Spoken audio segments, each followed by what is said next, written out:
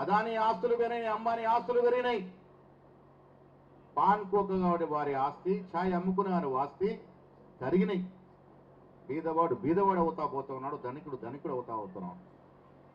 పాశ్చాత్య దేశాల సంస్కృతిని తీసుకొచ్చి దేశాన్ని నిర్వహణ చేసిన తరుణంలో మీరు, మీ ద్వారా ప్రజలు, మీ ద్వారా ఓటర్లు ప్రభావితం కావాలి, వివేకం కావాలి. వాళ్ళు ఈ దేశాన్ని ఎవరో రక్షించరు, మనమే రక్షించుకోవాలి. మతం పేరిట రాజకీయాలు శాస్త్రంగా నడవవు. ఒక టర్ము 2 టర్ములు అయింది, వచ్చే టర్ము మతం పేరిట ఎన్నికలు రావు. ప్రజలు ఏమడుగుతారు? ఇవల్ల మాకు ఏం మేలు జరుగుతుంది మీ పార్టీ వల్ల, మీ ప్రభుత్వం వల్ల? మా పిల్లలకి ఏం మేలు జరుగుతుంది మీ పార్టీ వల్ల, మీ ప్రభుత్వం వల్ల? ఆ జవాబు కాంగ్రెస్ పార్టీ దగ్గర ఉంది. ఈ రాష్ట్రంలో 2023లో అధికారంలోకి వచ్చిన తర్వాత, రేవంత్ రెడ్డి గారు ముఖ్యమంత్రి అయిన తర్వాత ప్రజలకి ఏమిచ్చామో, బీద ప్రజలకు ఏమిచ్చామో చెప్పుకునేటువంటి బోలెటంతా మా దగ్గర ఉంది. మనకు పడే ఓట్లు దొంగలిస్తారనే భయం. అందుకే జాగ్రత్తగా ఉండాలి మిత్రులారా. BLA 2 యొక్క పాత్ర చాలా ప్రముఖమైనది. ఇలా బీజేపీ పార్టీలు ఏమేమి ఆలోచించి చూస్తా ఉన్నారు. పవన్ కళ్యాణ్ ఏం మాట్లాడుతూ ఉన్నాడు? ఎక్కడున్నాడు దామన్నా? తెలంగాణ ఉద్యమంలో పవన్ కళ్యాణ్ ఎప్పుడన్నా కనబడ్డాడా నీకు? తెలంగాణ ఇచ్చినప్పుడు 10 రోజులు పస్తులున్నా అని చెప్పింది ఆయన కాదా? ఆయనే కదా.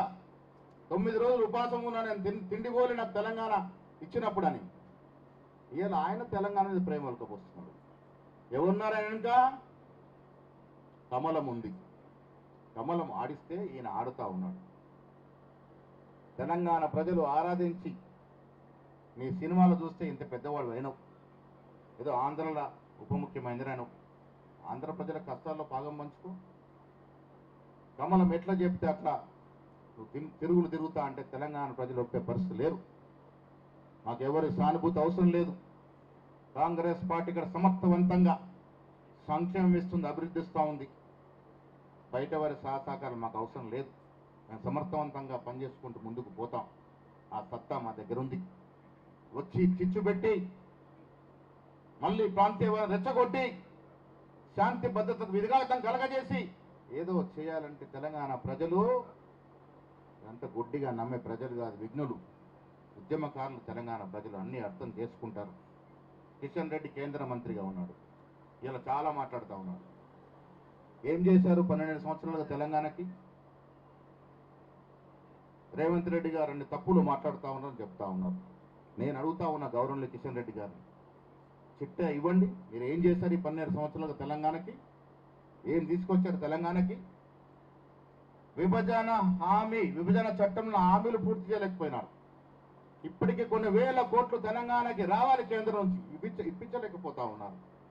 సాబర్మతి ప్రాజెక్టు కట్టుకోవచ్చు, మనం మూసి ప్రక్షాళన చేసుకొని ఆ కంపు తీసేస్తామంటే మాత్రం అడ్డు తగులుతా ఉన్నారు. ఒకవైపు బీజేపీ, ఒకవైపు టీఆర్ఎస్. ఈ రాష్ట్రంలో జరుగుతున్న అభివృద్ధిని ఓర్వలేకపోతా ఉన్నారు. మిత్రులారా, రేపు ఎప్పుడు ఎన్నికలు వచ్చినా మనమందరం సమిష్టిగా పనిచేస్తే మళ్ళీ అధికారంలోకి వస్తాం, అనుమానమే లేదు. ప్రజల చెంతన ఉండండి, దయచేసి ప్రజల కష్ట సుఖాల్లో పాలు పంచుకోండి. నాయకుడు అంటే హైదరాబాద్కి పరిమితమైతే నాయకుడు కాదు. నాయకుడు అంటే గ్రామాల్లో ఉండాలి, బూత్ స్థాయిలో పనిచేయాలి, అనునిత్యం ప్రజల యొక్క కష్ట సుఖాల్లో పాలు పంచుకోవాలి. అప్పుడే నాయకుడు అది అవకాశం వస్తుంది.